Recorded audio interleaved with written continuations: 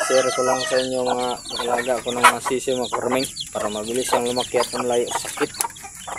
Ito lang ang pamaraan ko. Sarili ko lang itong experience mga farming. Dahil baguhan lang tayo. Share ko lang sa inyo paano ko ginagawa mabilis lumaki ng mga sisiw ko. Ito lang ginagawa ko mga farming. At sa anong edad dapat sila kawalan sa ating range area. Itong nakita niyo mga farming,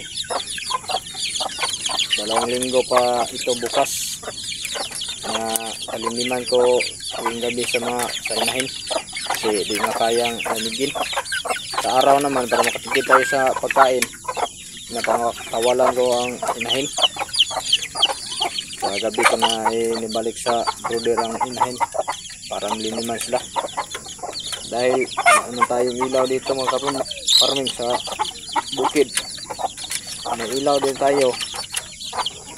Hindi natin pwedeng lagyan ng inahin kasi maapakan ng mga sisiw na maliliit pa. Sa akin kasi wala tayong ilaw, ito ang ginagawa natin, lima natin sa inahin tuwing gabi. At di sila kainin ng daga, may daga dito sa amin mga farming ang ginagawa ko.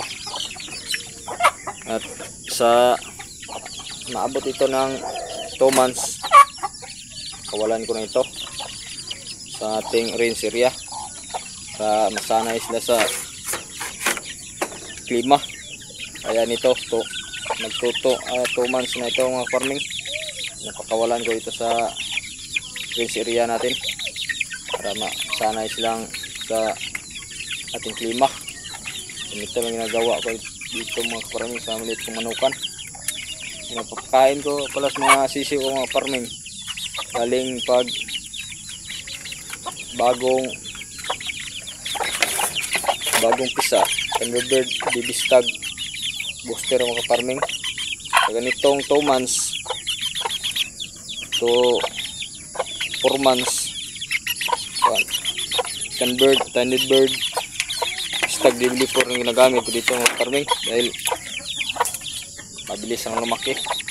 Pwede na rin Galimax to, pili na sa inyo kung ano ang mura sa inyo. Sa akin kasi ito ginagamit ko, experience ko lang kasi dali siyang lumaki. At pwede na tayong din gumamit ng vitamins dahil dito sa sangkap na itong Thunderbird mga farming. Ito rin ginagamit sa mga lalaking farm at mga malaking backyard. Sa akin ito rin ang vitamins ko mga farming. Mas mainam mga vitamins tayo. Kaya nito kita nyo makulang tubig dahil bikinto powder ito mga farming para maayo din sila sakit. Umaga, tanghali at hapon tayo binigay sa kanila. Ito lang ginagawa natin mga farming.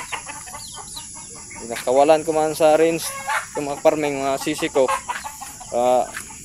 nakain sa mayos. Ito lang ginagawa ko, sila lang makasulod dito. Malaki di makasulod dito dahil mambutas pang 2 months lang para hindi sila napakan sa mga lalaki, makakain din sila mayos. Ito ang ginagawa ko sa paglaga ng mga sisiw ko mga farming. At salamat sa suporta, subscribe naman sa ating YouTube channel mga farming. Salamat, abangan yung next vlog ko.